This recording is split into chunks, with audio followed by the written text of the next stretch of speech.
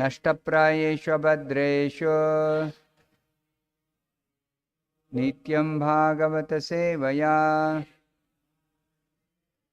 bhagavati uttama shloke bhaktir bhavati naishtike. Reading from Srimad Bhagavatam, Canto 9, Chapter 9, the dynasty of Anshuman.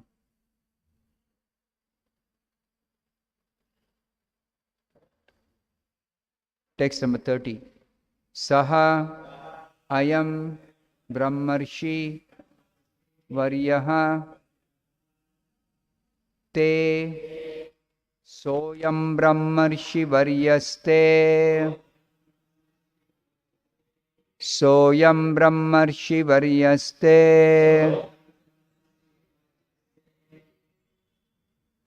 rajarshi pravarat vibho rajarshi pravarat vibho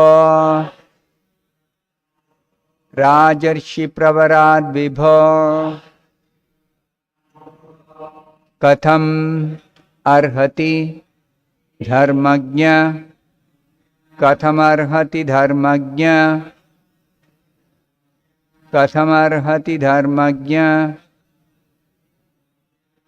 vadham pitur ivatmajaha vadham piturivatmajaha vadham piturivatmajaha soyam brahmarshi varyaste rajarshi pravarat vibho katham arhati dharmagnya vadham piturivatmajaha.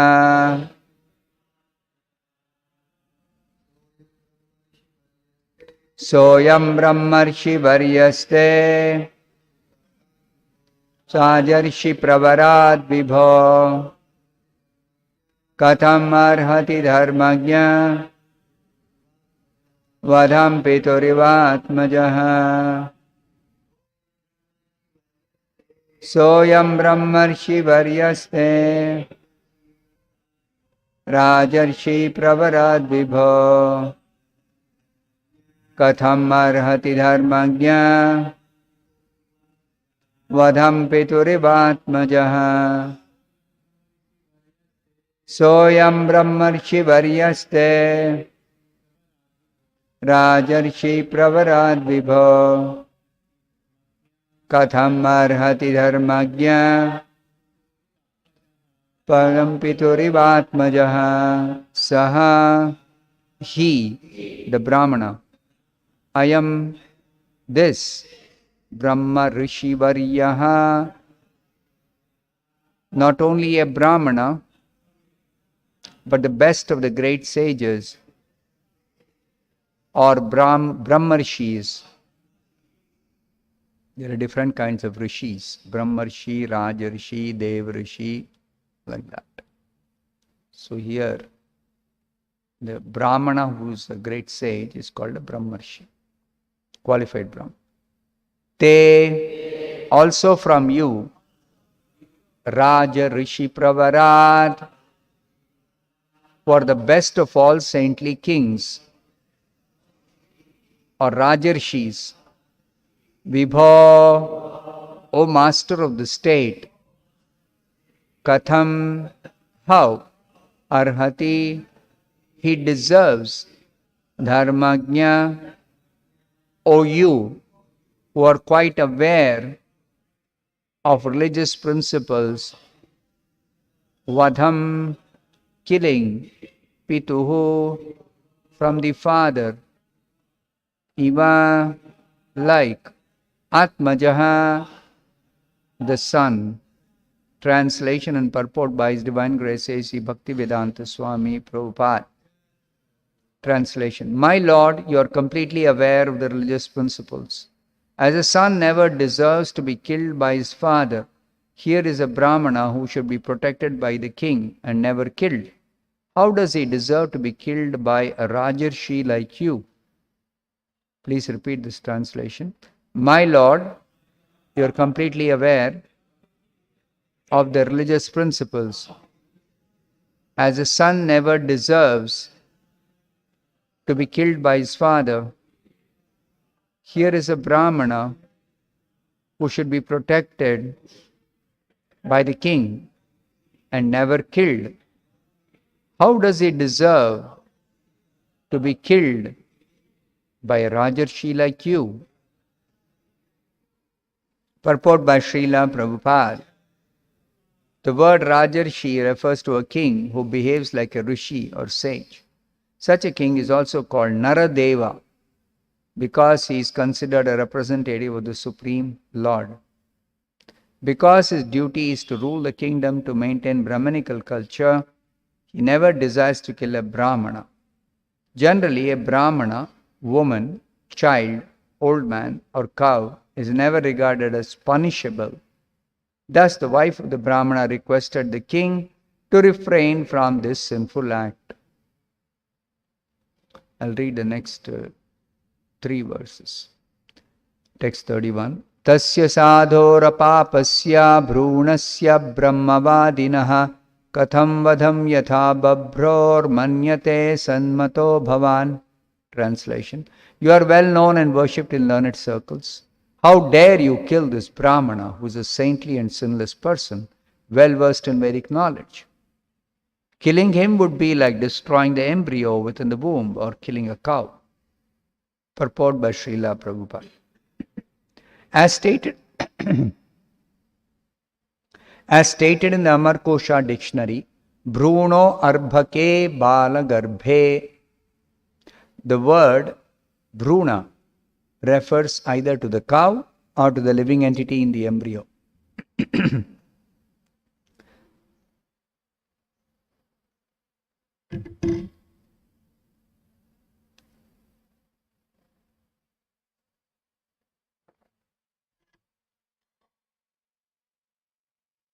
According to Vedic culture, destroying the undeveloped embryo of the soul in the womb is as sinful as killing a cow or a Brahmana. In the embryo, the living entity is present in an undeveloped stage. The modern scientific theory that life is a combination of chemicals is nonsense. Scientists cannot manufacture living beings, even like those born from eggs. The idea that scientists can develop a chemical situation resembling that of an egg and bring life from it is nonsensical. Their theory that a chemical combination can have life may be accepted, but these rascals cannot create such a combination. This verse refers to Brunasya Vadham, the killing of a Bruna or destruction of the embryo. Here is a challenge from the Vedic literature.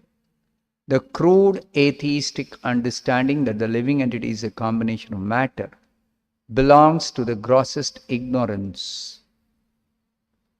Text 32. Yadyaham kriyate bhakshaha tarhimam khada purvataha na jivishye vinayena kshanam cha mrutakam yatha. Translation. Without my husband, I cannot live for a moment. If you want to eat my husband, it would be better to eat me first, for without my husband, I am as good as a dead body. Purport by Srila Prabhupada. In the Vedic culture, there is a system known as sati or sahamarana, in which a woman dies with her husband.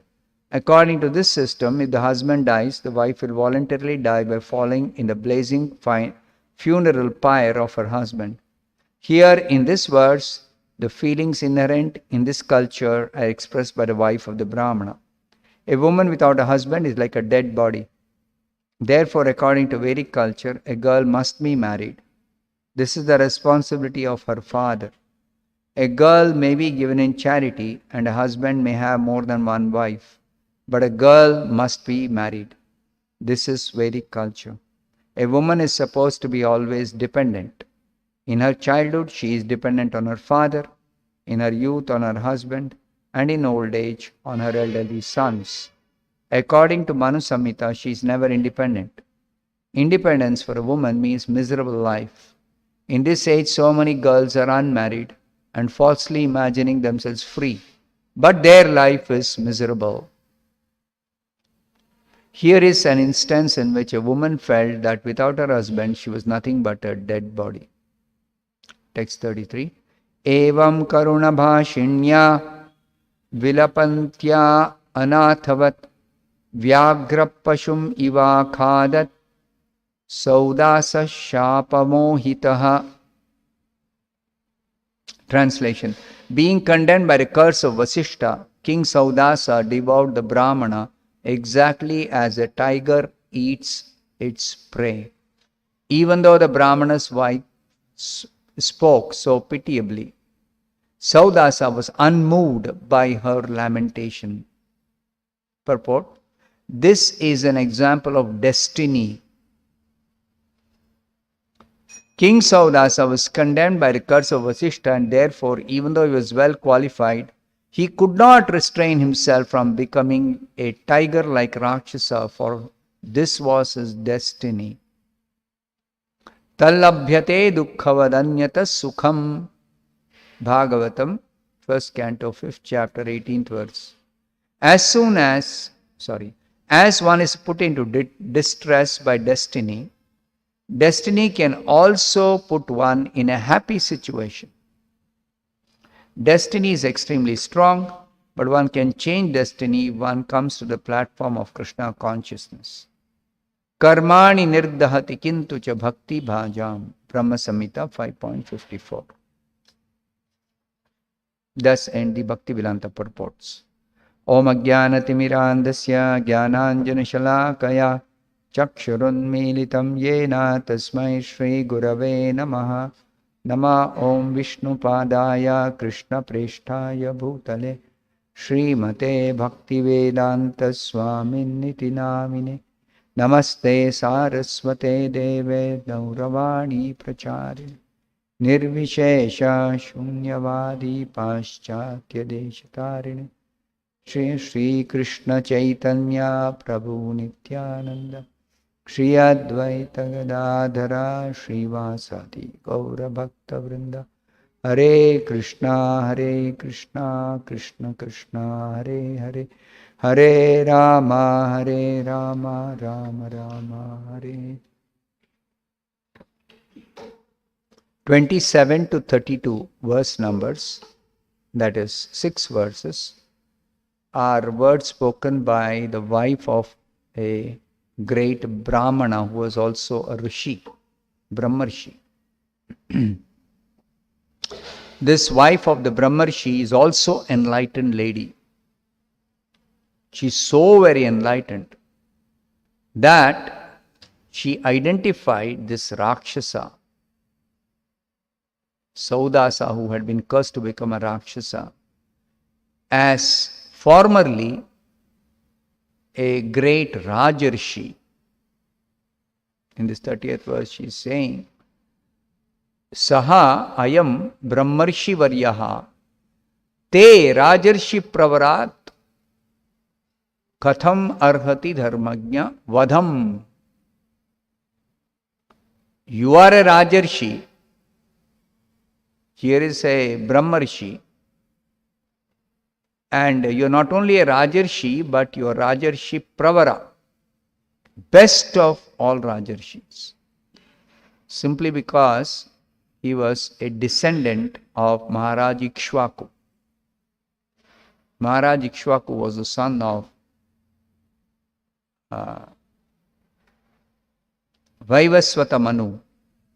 So practically this whole canto is describing the descendants of Vaivasvata Manu.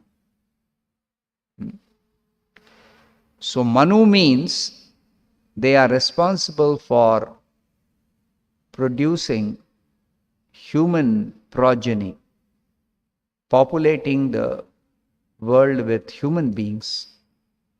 So they have to act very responsibly and produce first class human beings. So how is it done? Producing first class human beings. The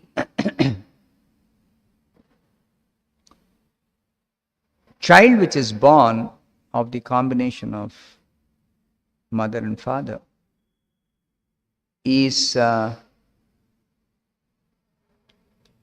first class or second class or lower than that, based on the consciousness of the parents. This is a great science. This is explained in the Vedic scriptures. The modern scientific understanding that simply by some combination of chemicals secreted by the parents, some life is produced. This is an incorrect understanding. Sometimes Prabhupada says this is incomplete understanding. So life means spirit, Atma, not matter. But a material combination, even though by itself is not life, it can be a shelter for a spirit soul or a living being who has to accept a material body. Carefully understand this. See here in this purport to 31, Prabhupada says, the modern scientific theory that life is a combination of chemicals is nonsense. That life is a combination of chemicals is nonsense. It's completely wrong. But the idea that scientists can develop a chemical situation, the modern scientific theory that life is a combination of chemicals is nonsense.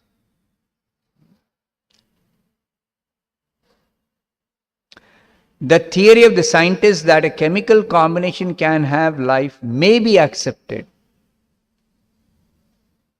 It seems like Prabhupada is contradicting himself, no? He is telling life is a combination of chemicals is nonsense. But he also says the theory of the scientists that a chemical combination can have life may be accepted. Chemical combination can have life means a certain chemical combination can support life by a spirit soul taking shelter of such a combination for developing a material body. That is the idea. Just like simply by the combination of the secretion of the father and mother does not give rise to life.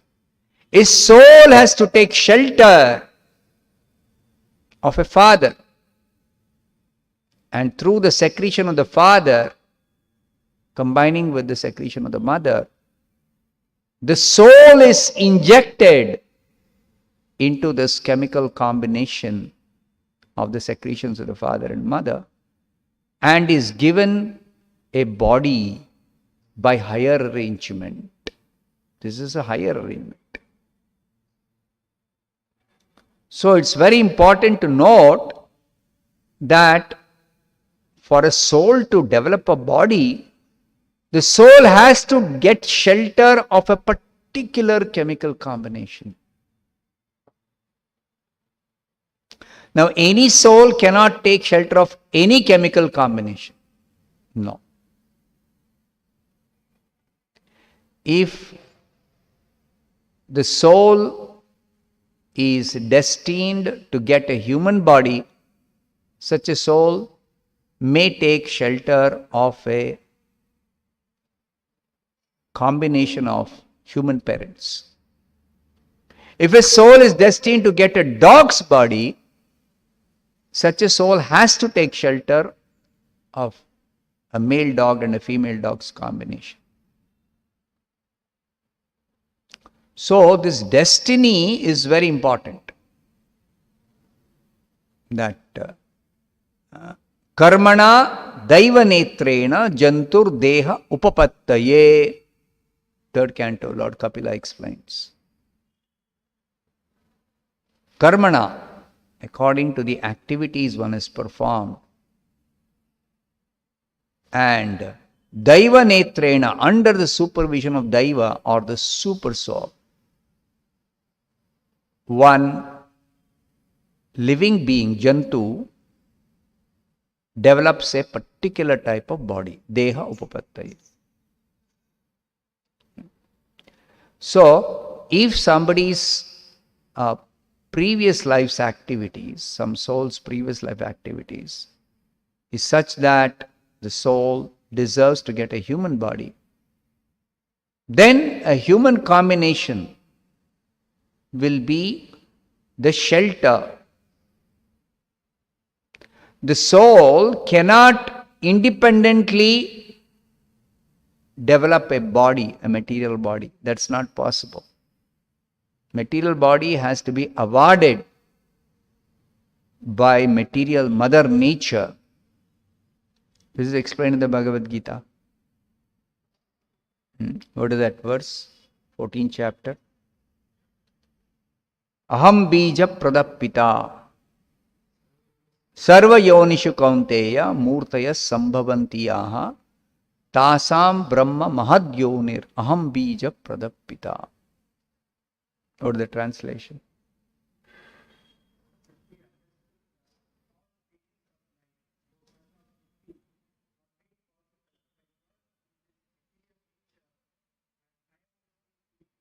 Birth in material nature, of which Krishna says, I am the seed-giving father.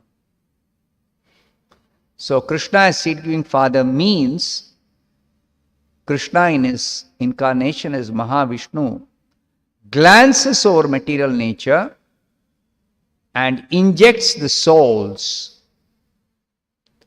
And after that initial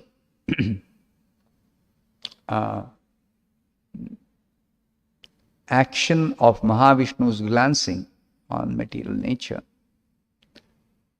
then subsequent birth of living entities happens by the living entity being transferred from one body to another through what is called as a process of transmigration. Tatha dehantara praptihi, called transmigration. This transmigration is made possible by the super soul accompanying the soul and directing the soul to leave or quit one body and enter another body. All this is very systematically explained in the Bhagavad Gita. In brief, details are given in the Bhagavatam. But the living entity is not independent in choosing a particular body in the conditioned state. The karma dictates what type of body a living entity is going to get. And the supervision of the super soul in guiding, directing the living being to quit one body and enter another body. Shariram yadavapnoti yachapyutkramati ishvaraha grihitvaitani samyati vayurgandha nivashayat. Everything is explained in the Bhagavad Gita, 15th chapter. How this transmigration takes place. The living entity, depending on the karma, has to develop a particular, has to accept a particular kind of body, shariram. And that sharira is nothing but a facility for the living being's karma to be experienced, the resultant reaction. So accordingly, a living entity has to receive a particular type of senses. Shrotram chakshu sparshanam cha rasanam granameva cha adhisthaya manaschayam vishayanupasevate. This body that we get is simply meant for vishayanupasevate, is meant for enjoying a particular type of sense gratification. So that sense gratification depends on the types of senses. So in each species there is a particular kind of senses. Human form has human type of eyes, ears, nose, etc. A dog's form has a dog type of eyes, ears, nose. So that is explained in 15th chapter. Shrotram chakshu sparshanam cha rasanam granameva cha adhisthaya manaschayam. All these five senses are centered about a mind. And that mind is nothing but a mentality to enjoy. So at the end of life in this body, human body especially, if a human being develops, a person develops dog mentality, then Paramatma will guide him to quit this body at death and enter another dog's body. So that dog's body means the desire to enjoy like a dog. Therefore, the soul has to enter a dog mother's womb. So that dog type of enjoyment means dog type of body, which means dog type of eyes, ears, nose, tongue, and skin, sensation of touch. So very scientifically, it is all arranged. But the scientists are missing the most important aspect of this whole creation, the spirit soul. They are unable to understand that matter is always dead matter. Whether matter in the shape of a living body or matter in the shape of a dead body, matter is the same condition in terms of lacking life symptoms. See, this you can understand if you study carefully the 13th chapter. 13th chapter, Krishna describes the body as the field of activity for the soul. It is the soul who is active in the body, not that the body is active. But the body is a field of activity. Now in this field of activity, it consists of 24 different elements, Krishna describes. Now in those 24 elements, what are the 24 elements?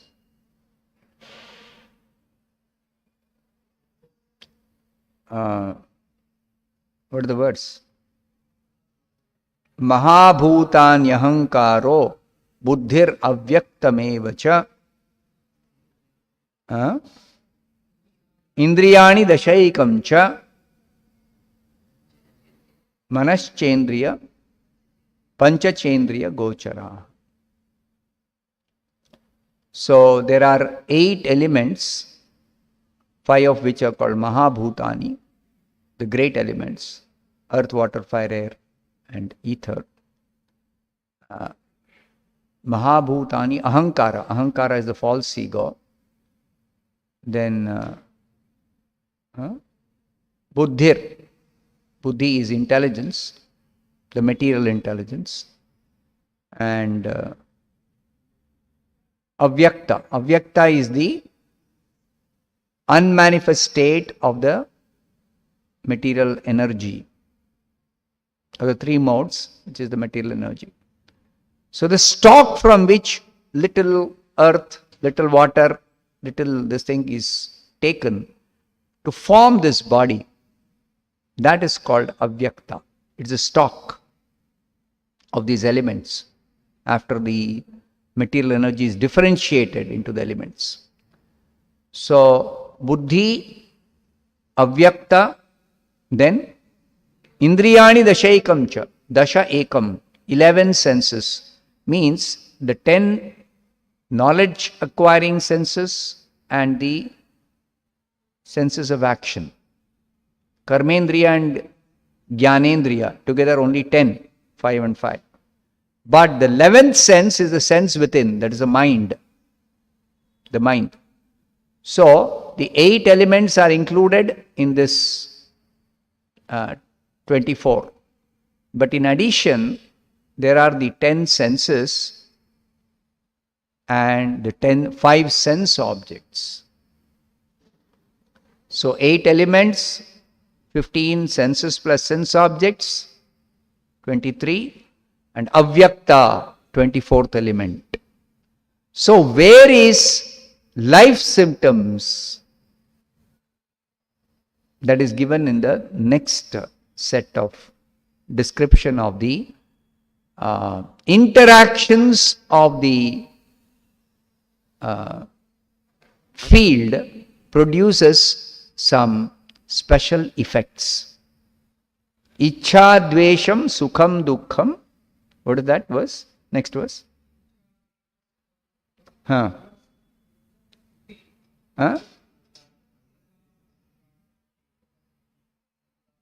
Sanghatas chetana dhritihi. Chetana. What is chetana? Life symptoms. Living symptoms. See, chetana is living symptoms which is not part of the field, which is not part of the body. So, living symptoms are not part of this body. Body doesn't have living symptoms. Living symptoms are visible as an effect of the interaction. What is that interaction of the elements of this field? Life symptoms are visible when after the living entity gets this body, then the super soul also enters this body along with the soul. And super soul enters with what is called as prana. When the prana starts circulating, that is when life symptoms become visible in this body. So, life symptoms are due to what? Prana. And prana also, prana when it is circulating in the body. Prana when it is circulating in the body. Just like they give anesthesia. What happens? Why there is no sensation when there is anesthesia? The prana vayu circulation is stopped for some time. That's why there is no sensation. You see? See, sensation means it is a living symptom. The perception is living symptom. Life. Only if there is life in the body, there is living symptoms. But even when there is life in the body, why this life symptom called sensation of touch is lost? Because pranavayu circulation, even though prana is there in the body, its circulation is temporarily stopped. So that's why 13th chapter says, Krishna describes that chetana, living symptoms, are not part of the constituents of the field, but they are effect of certain interactions of the field. See, in the beginning he says, I shall now describe to you what are the constituents of the field and what are the interactions. No? In the previous verse, what is that verse? Tat kshetram yaccha yadrikcha yat vikari yataschayat. Vikara. Vikara is the interactions. What is the vikara meaning? Changes. Okay, changes or interactions. So these interactions are giving rise to life symptoms. That interaction is also not that these 24 elements are interacting and producing some symptoms. No. It is because of the prana vayu. And this prana is completely apart from the 24 elements. This prana is not the 24 elements. It's clearly explained. 24 elements, what the 24 elements are. Prana is not included in 24 elements. Neither the life symptoms are included in 24 elements. So, the life symptoms are due to the presence of the super soul. Not due to the presence of the soul. Of course, there will be no life symptoms, the soul is not there in the body. For the sake of the living entity to experience the interaction of the senses and sense objects producing the sensation, the Lord is facilitating by entering and directing. The whole working of the body is directed by the super soul. So the super soul enters with the prana. So when the living entity has to quit the body, the super soul also leaves with the prana. The super soul leaves with the prana. So that is when no more the body will be having any life symptoms. Dead body. When the super soul leaves, at the time when the soul is forced to leave, at the time of death. So, life symptoms are visible in a body. It is because there is the soul which has taken shelter of the body, and the soul is facilitated to live in this body by the super soul. And the super soul means the presence of super soul means the presence of prana. And that prana is actually different from the body or the bodily combination elements. It's completely different from the body and the bodily elements. Therefore, the living symptoms may be visible in some chemical combination only when a soul takes shelter, and the soul having taken shelter, the body is suitable place for the living entity to express its desires and perform activities. Even this performing activities, it is actually facilitated by the Paramatma through material nature. Prakrite kriyamanani gunai karmani sarvashaha ahankara vimudatma kartaham iti manyate. All material activities are carried out by material nature. Material nature means this body combination acted upon by, what is acting upon this body? To produce the material activity. For the activity to take place, I am lifting my hand. Of course, the bodily combination is working. But how is it working? Because of the effect of the gunas. The three gunas. The three gunas are working and producing the changes, interacting and producing the changes. This is explained in the 14th chapter later. That the gunas interaction produces the changes. Whatever is happening, all the interaction of the gunas.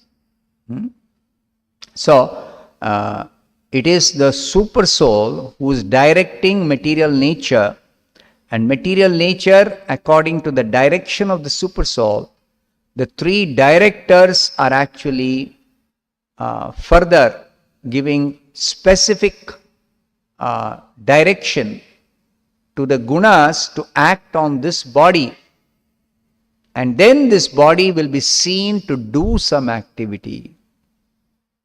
I am lifting my hand. Actually, I am not lifting the hand. I am desiring to lift my hand. Paramatma's sanction is there for lifting the hand. then material nature will act, the three gunas will act to make this change happen. Scientists say some contraction of some muscles or tendons or some ligaments, and then some force is there which actuates this joint to bend. All that is external observation. The scientists do not know what is happening inside.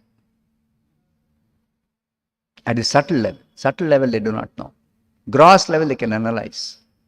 Even micro-analysis they can do. But they do not know subtle level what is happening. They don't know what are the gunas. They don't know about pranavayu. They don't know about super soul. They don't know about the living entity as spirit soul. So therefore their knowledge is very, very, very incomplete. So therefore, because Shastra says they cannot produce life, they do not have the right to take away life, to kill. And killing is not just somebody who is appearing to be living, but even in the undeveloped state of the living being in the embryo. Embryo is the undeveloped state. Bhruna refers to the undeveloped state of the living entity in the form of embryo. That's what Prabhupada says here.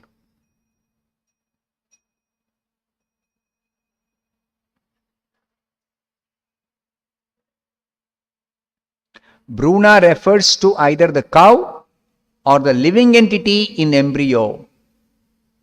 Undeveloped embryo of the soul. This undeveloped embryo. Even killing that.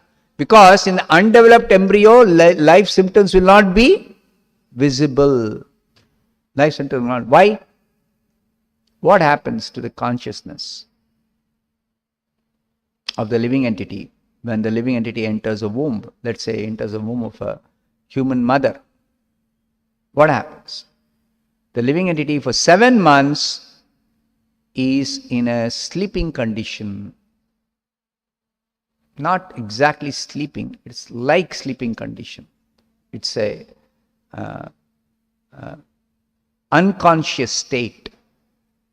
Unconscious state. It's not conscious of the external condition. So only 7th month the consciousness appears, the perception for the living entity. And that is when the pranamaya circulation begins. Prana is there, but the circulation has not begun. So pranamaya circulation begins, the child begins to feel the pain due to so many worms in the womb of the mother biting the tender muscles or flesh. The skin is not yet developed till the end. So many descriptions are there in the Bhagavatam, 3rd canto. So that is the reason why 7 months, because the pranavayu is not circulating, there is no visible life symptoms. So they think till 7th month we can destroy the embryo. It is simply some tissue, dead tissue. That's what they think. Because they don't see life symptoms.